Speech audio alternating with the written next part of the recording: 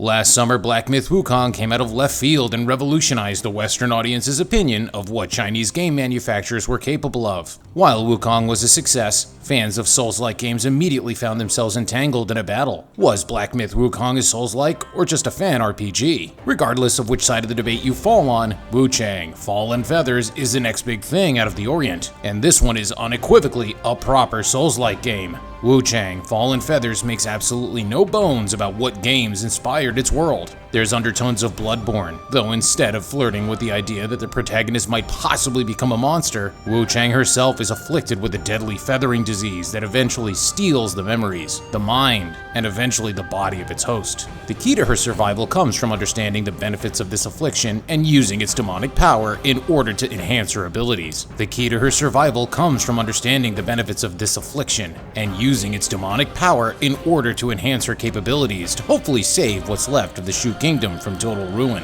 All of that sounds cool, but it's also about as much of the story as I actually remember. The world building is here, and there's tons of cool stuff that you can do in this game, but its story is by far its weakest component. There's a bunch of scrolls and hidden items that you can pick up to give to NPCs to assist them in discovering more about the world that they're in, but none of it ever really grabs you. Wuchang herself serves as a voiceless female insert that would be just as memorable as any created character in a From Software game. That said, there's a lot to love here in spite of other story flaws. There are characters who are cute and whimsical, while there are other characters who are sneaky and snide. There are multiple endings to build towards based on how you would deal with the people you encounter along the way. There is even a cameo battle with a hero of legend that Dynasty Warriors fans will appreciate seeing.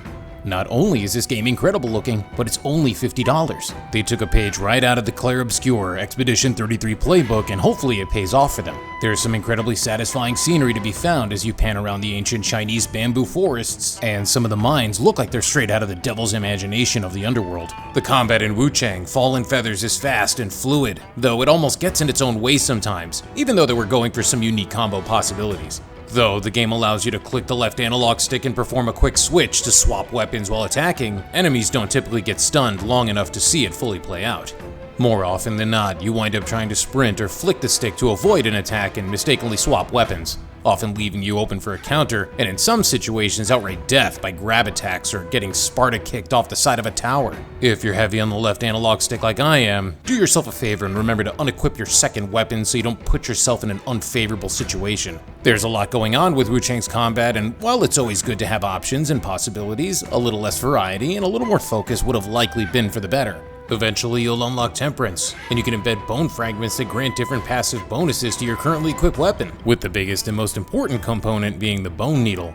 Initially, I preferred imbuing my weapon with fire, as it's the first bone needle you'll naturally unlock. Ultimately, I wound up finding a weapon that I really liked that worked best with poise damage, so I spec'd my bone needle to give me poise break for attentional buildup to perform more overwhelm attacks. There are also gems you pick up called Benevolence that you can slot into your weapons, and each of these provide different bonuses as well. Aside from the set bonuses, the passives aren't all that beneficial, and you're better off rearranging your talismans before certain encounters. It's a jack-of-all-trades situation, but it's often underwhelming.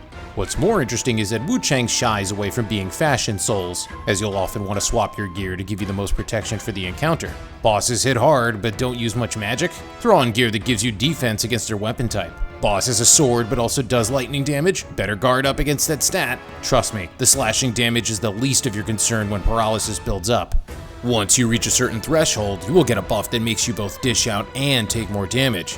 This also comes at a cost of not only added vulnerability, but you'll find a demon clone of Wuchang herself guarding your blood spot. To regain your lost red mercury essence, you'll have to kill her. This is a cool idea. She can also serve as an invader in predetermined areas, so you're just as likely to stumble into a fight with her as you would be forced into one. Perhaps the biggest drawback to this mechanic is that while you can bait her into fighting other enemies that are near you, using her as a living weapon, she doesn't spawn in boss rooms where her assistance would make the fights far more interesting, since NPC summons are far and few in between. This is extremely disappointing because it somewhat nerfs the most unique mechanic this game has to offer. Len Z really did understand the assignment in regard to incorporating the biggest parts of their inspirations. The snow area in this game is now my most hated snow area in any Souls-like ever, and I despise the Dark Souls 3 DLC area, but the environmental hazards in this game made dealing with the low visibility and the wolves that show up from out of nowhere an absolute joy by comparison. If you don't like games that hold your hand but don't give you any general idea on where to go or what to do, this game has birds that never shut up positioned along the proper path to help guide you. You can also kill them for a feather that will grant you a nice stats bonus, but the downside is that they don't respawn until the next playthrough, so choose wisely. I'm gonna be doing this stupid whistle noise that they made for the next week and a half. Ugh. All in all, Wuchang Fallen Feathers isn't perfect, but it's more interesting than Black Myth Wukong was, in my opinion. And with a little bit of refinement, this game could wind up as one of the most beloved non-From Software Souls-like games.